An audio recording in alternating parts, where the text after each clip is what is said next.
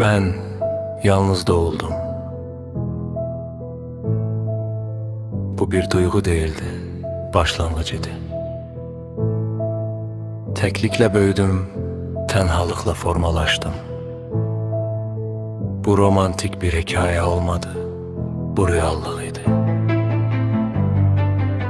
Sessizlik benim dostum değildi.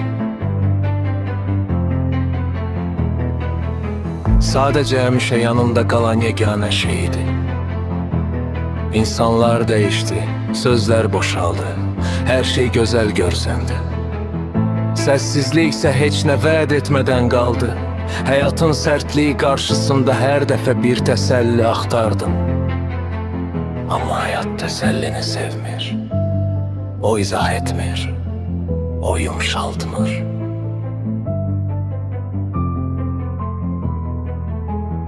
Sadece hakikati götürüp üzüne çırpır ve susur. Zamanla anladım.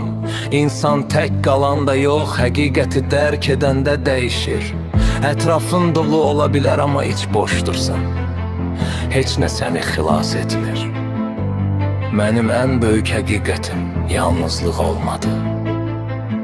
Sessizlik içinde yaşamağı kabul etmeye oldu. Çünkü bu dünyada hamı danışır ama az adam anlayır. Ve hayat mənə bir şeyi amansızcasına öğretti. Hakikat değişmir.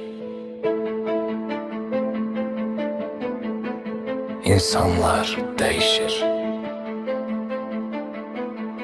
Sözler değişir. Hakikat ise olduğu kimi kalır soyuq, sessiz ve hiç kəsi vecinə almadan.